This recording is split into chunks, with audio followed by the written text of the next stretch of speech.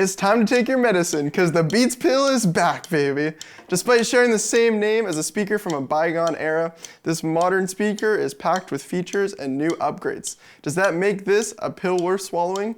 That's what we're going to find out in the next 5 minutes. Despite what some people may say, size does matter, especially when it comes to a Bluetooth speaker. Thankfully, the Beats Pill falls right in that Goldilocks zone between portability and performance. It's too big to fit in your pocket, but just small enough to toss in your backpack. For comparison, it's slightly larger than its top competitor, the JBL Flip 6, and slightly smaller than the JBL Charge 5. You're probably looking at buying a Bluetooth speaker to take camping, to the beach, or to throw a party for one in your shower. Or a party for two. You nasty dog, you. No matter the environment, the Beats Pill's got you covered with IP67 dust and water resistance. I appreciated that I could toss this in my backpack with my swim trunks after a long day at the beach. To ease any worries, the Beats Pill comes with a 1-year limited warranty, but if you're still concerned, you can throw in Apple Care Plus for an extra $29. That was real risky, but... The top of the speaker is covered in a grippy silicone material. This is also where you'll find the onboard button controls, which you can use to power on, pair, control music playback, and control volume. In terms of color options, the Beats marketing team was really doing overtime coming up with these names. You get matte black, which, okay, kind of boring. This one, statement red, or you can get the real fancy, champagne gold. Despite being owned by Apple, Beats plays nice with Android. You get fast pairing to both iOS and Android devices, and once you're connected to one device, the speaker will automatically pair to all the other devices on the same account.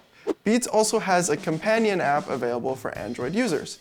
You can use this app to turn on the Find My feature, as well as stereo pairing with a second Beats Pill. The app ensures that Android users get all the same features as their iOS counterparts, who will find these features baked right into their operating system. If you haven't tried out Apple Music yet, you also get a 3-month free trial to Apple Music included with your purchase of the Beats Pill, which is a nice addition. When the party's going and you're having fun, you want to make sure you can last. Thankfully, the Beats Pill has a promised battery life of up to 24 hours. That is very impressive for its size, and double that of most of its competitors.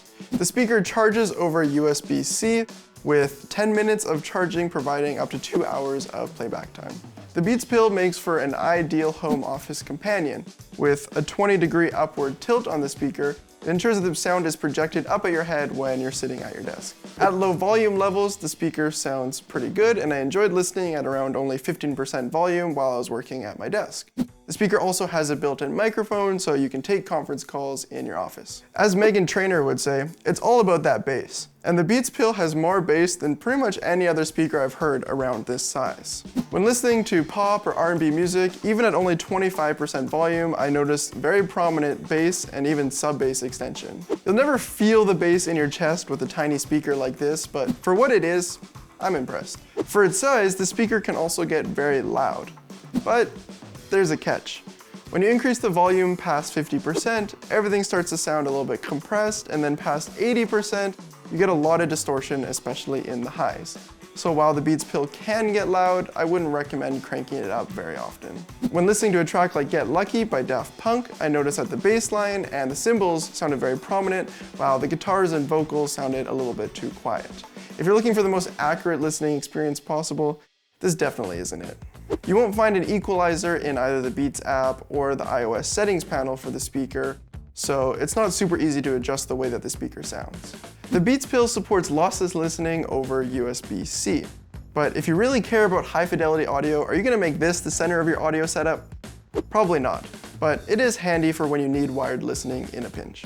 There are a few alternatives worth considering before clicking buy on the Beats Pill. If you want to save a few bucks, check out the JBL Flip 6 instead. It's a little bit smaller, but you still get the same durability and pretty much all the same features that the Beats Pill has for a cheaper price. If you want something that is loud enough for a small party or an outdoor barbecue, I would check out the JBL Charge 5. The speaker is a little bit larger, but it does get a whole lot louder without distorting. As well, you can use it as a portable battery bank on the go, which is really handy when you run out of charge while you're at the beach. Beyond JBL, you can also take a look at the Sonos Roam 2. This is a Wi-Fi connected speaker that fits into the Sonos ecosystem, but it also supports Bluetooth, so you can connect it to pretty much any Bluetooth device. Since there are so many good options in this category, it's hard to say whether or not you should buy the Beats Pill. I enjoyed using it at the office and at the beach, especially considering how much bass it outputs for its size, but it doesn't sound great at loud volumes, which means it's not ideal for larger gatherings, which is a hard pill to swallow at this price. But that's been 5 minutes, so if you want to learn more about the Beats Pill, make sure to head over to SoundGuys.com. If you're interested in seeing our video where we break down our favorite Bluetooth speakers on the market right now, make sure to click somewhere over here where we have it linked. But till next time, I'm Chase Bernath from SoundGuys, and as always, happy listening.